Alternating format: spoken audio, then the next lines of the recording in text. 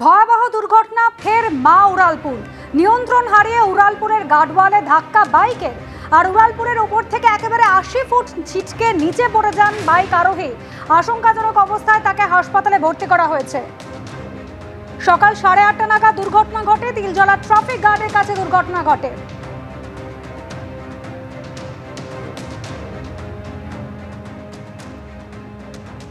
কি করে হলো ভাই? ওখান থেকে আমি আসছিলাম, একটা গাড়ির বাইক ছিল, ও মিডিয়াম স্পিডে ছিল, ও চেপে দিয়েছে আমাকে।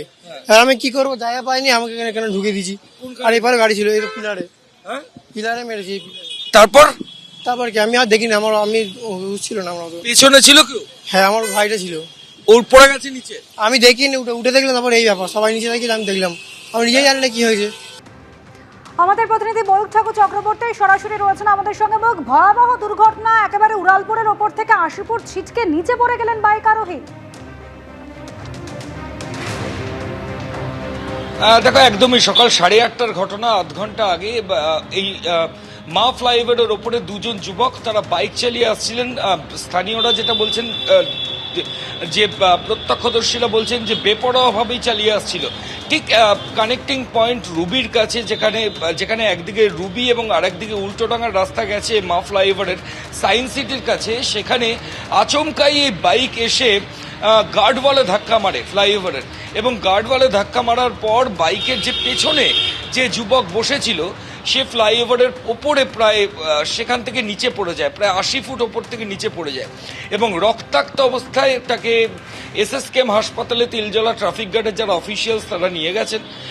কিছুদিন আগে এই মা ফ্লাইওভারে দুর্ঘটনা ঘটে এবং তারপর আজকে সকালেও এই বেপরোয়াভাবে বাইক আসছিল এবং বাইক এসে ফ্লাইওভারের গার্ডওয়ালে ধাক্কা মারলো। আমি ক্যামেরা পার্সন অতনু কুণ্ডুকে দেখাবো, আমরা মা ফ্লাইওভারের নিচেই আছি। তুমি দেখো, প্রায় 80 ফুট ওপর এখান থেকে নিচে পড়ে গেল এক যুবক। এবং এই যে গার্ডওয়াল দেখা যাচ্ছে, এই ধরনের গার্ডওয়ালেই কিন্তু ধাক্কা মারার পর এই 80 ফুট ওপর থেকে ওই যুবক ছিটকে নিচে পড়ে গেল। এই গোটা ঘটনা কিছুক্ষণ আগে ইস্টার্ন মেট্রোপলিটন বাইপাসের ঠিক কানেক্টিং পয়েন্ট যেটা রয়েছে মা ফ্লাইওভারের এখানে হয়েছে। এর আগেও একাধিক অ্যাক্সিডেন্ট মা ফ্লাইওভারের উপর হয়েছে, কিন্তু এই ধরনের ঘটনা সচরাচর খুব একটা ঘটে না।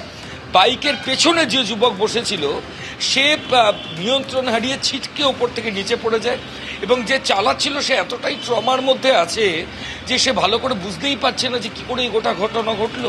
এবং আমরা তাকে জিজ্ঞেস করেছিলাম যে আপনার সঙ্গে যে ছিল সে কিভাবে পড়ে গেল। সে বলল, আমি প্রায় আনকনশাস হয়ে গেছিলাম, আমি এখন বলার মতো পরিস্থিতিতে নেই। ঘটনাস্থলে কলকাতা ট্রাফিক পুলিশের অফিসিয়ালসরা গেছেন, বাইকটাকে ওখান থেকে বাজেয়াপ্ত করা হয়েছে। যে যুবক চালাচ্ছিল তারও কিছু ইনজুরি হয়েছে, সে গিয়ে ধাক্কা মেরেছে, তাকেও হাসপাতালে নিয়ে যাওয়া হয়েছে এবং যিনি ওপর থেকে পড়ে গেছে তাকে আশঙ্কাজনক অবস্থায় এসএসকেএম হাসপাতালে নিয়ে যাওয়া হয়েছে। ধন্যবাদ ময়ূক।